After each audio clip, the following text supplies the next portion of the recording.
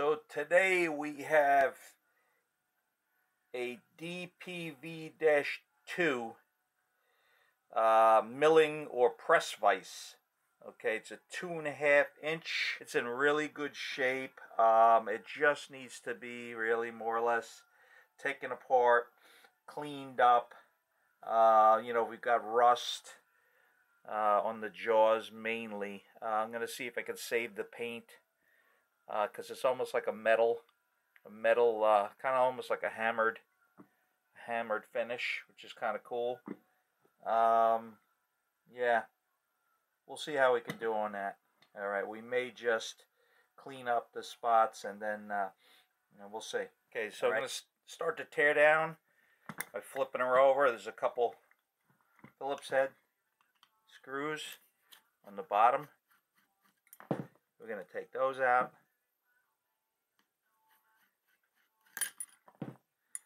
Okay, yeah, this little plate.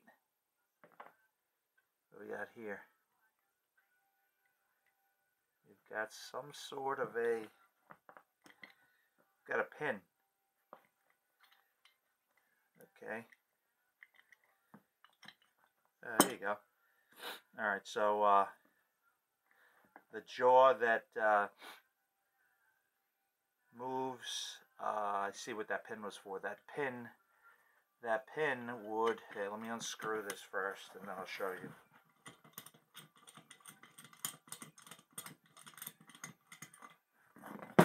Set that aside.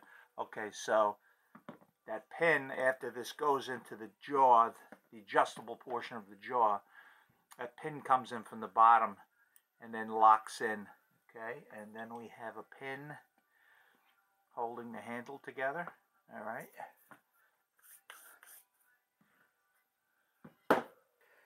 All right, so we brought in our 1952 Craftsman model number 5176 with the custom brass jaws. Okay, to hold this pin. Okay, so what we're going to do here is we are going to just drift this pin out. Okay.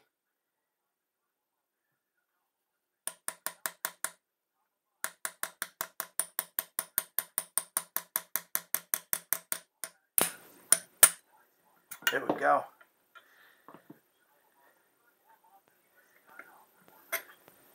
Beautiful.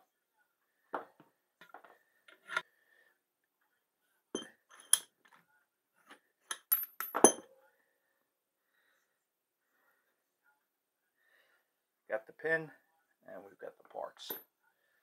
All right, for now we can put our 5176 to the side. Okay, now we're going to remove the jaw.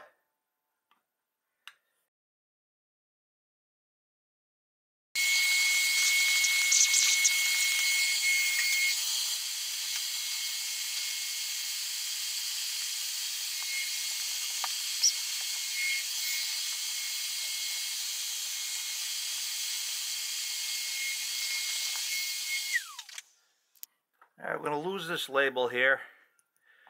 The DPV-2, barely hanging on for its life at this point. So we're going to take that off without trying not to scratch the paint. Okay, so we've got the milling vise completely broken down and ready for some preparation.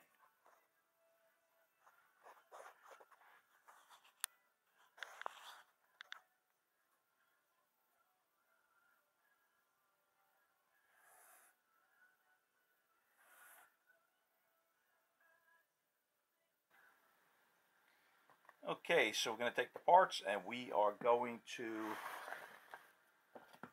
submerge them in a degreaser.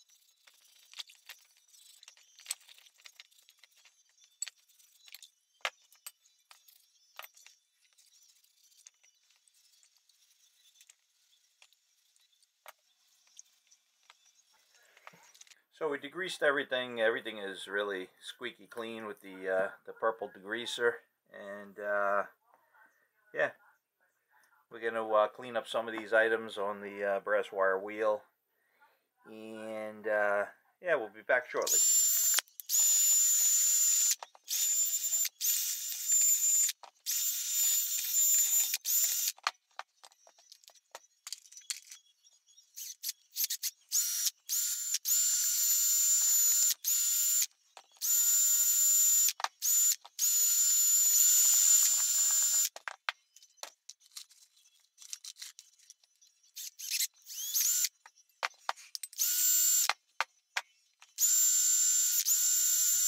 Okay, so we've got everything cleaned, de-rust, no rust, super cleaned. At this point, what we're going to do is, I really like the way that the factory finish. There's still quite a bit of it there, so I'm going to stick with it. So what we'll do is we'll just glue these units. Okay, we'll glue all these components, but before we do, we're going to clean the surfaces with a powerful degreaser. We'll clean these, we'll wipe these down, and then we're going to hit them with the perma-blue.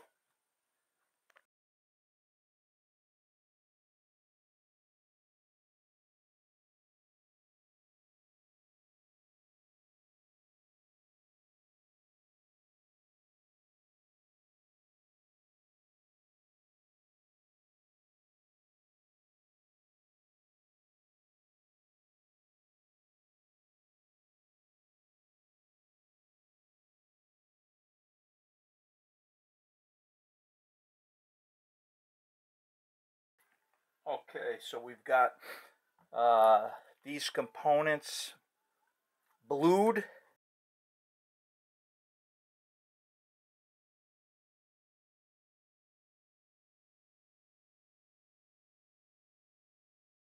Glued and polished. We're going to hit them with some lubricant that will also displace any remaining moisture.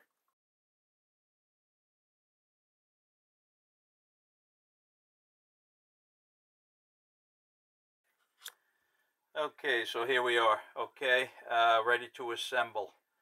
What we did, just to let you know, is we wanted to leave as much of the original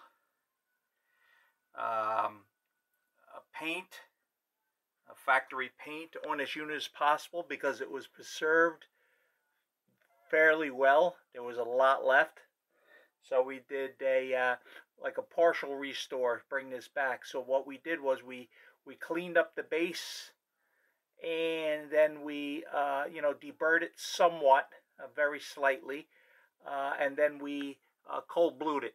So it gave a good blend to the final result. Okay, so you can see what we have. Okay, it does go well together. It's a good contrast, and then of course we made sure there was no moisture remaining, and then we lubricated it. Okay, as far as the other hardware, the jaws, we did the same thing. We cold blued them, and the other the screws, the washers, and the retaining plate underneath, we also cleaned up, deburred, and cold blued. Okay, so we did deburr everything. All right. As far as the crank and the auger, we sanded that down to 800.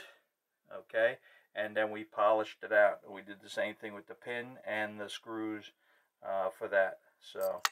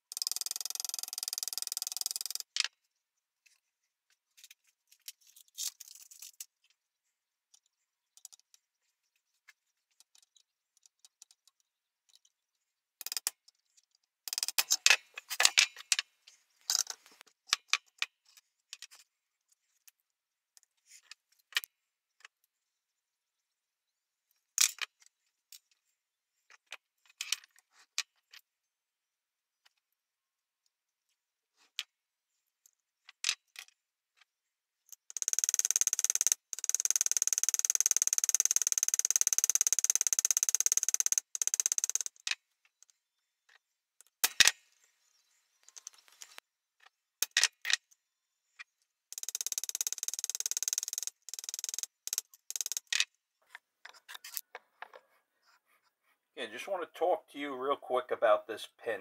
All right, so this is a brand new pin that we put in. All right, so we used, believe it or not, we used a 10-penny nail. Okay, and which is a really good thing to use. You know, different size nails. It's a good soft steel for using for dowels, steel dowels, especially, you know, if you need to peen.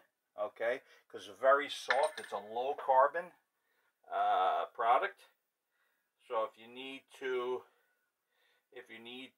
you know, have a good piece of steel, a steel dowel that basically costs nothing, and get a great result. You can see the result we have here. You know, so we cut it to length. We peened it over with our small jeweler's peening hammer, and then we have a peening tool, okay, to finish it up. It's got a couple different size heads here, so this will round it over nicely, and then from there we just we usually take it over to the belt sander, very carefully just hit it, okay, without hitting the, you know, the auger or the shaft here, and then we polished it out. So it comes out really, really nice. That's how we do it. Hopefully that helps you, and it's a very inexpensive, or basically free way of creating a new pin or a new dowel for you know, projects like this. Okay.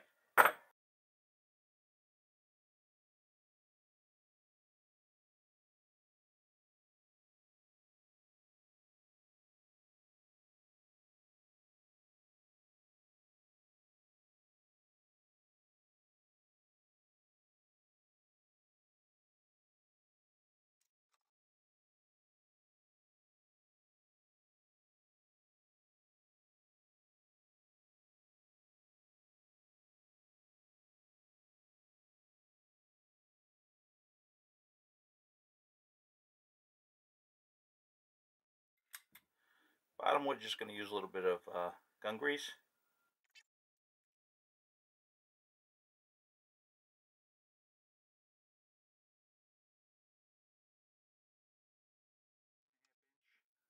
Drill press vise or milling vise, machinist vise, whatever you want to call it. Okay, we preserved the patina. We preserved the factory paint. Okay, you can see we also blued the underside. Okay, and we cleaned up the bird and polished the bolts. So we blued the retaining plate. Okay, so everything's lubricated and greased, ready to go. Okay, a little extra here. In case you were wondering what was going on with the 5176, we needed to make it mobile, okay, because we have several workstations, okay, places where we film, you know, record video. So we purchased a round billet, okay, off of a seller on eBay, okay. It weighs about 25 pounds, so I figured it would be a fantastic base for this unit, okay, and make it very sturdy.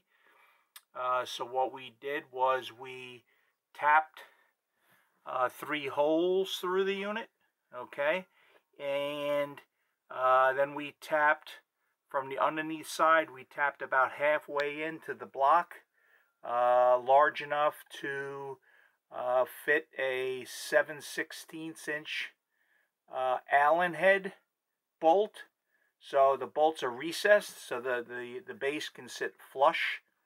Okay, so that's what we did. They were like two inch bolts, 7/16 Allen head, and so that's what we used to mount it. Okay, for the bottom we have a piece of anti vibration mat. Okay, and it's like our diamond plated gunsmithing mat that we use. Okay, so we glued that to the bottom So this will be nice and firm.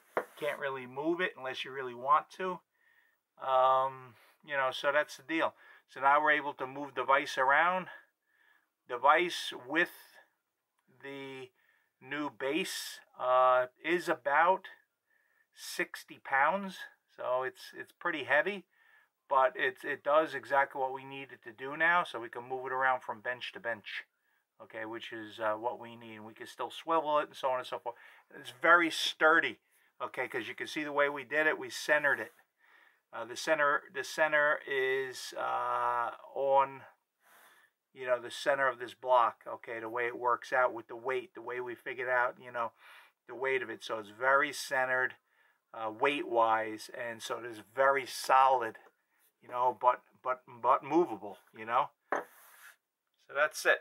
So if you're wondering, if you have any questions, any additional questions on materials, you know, how we did it, so on and so forth, let me know, and I can provide more details if necessary.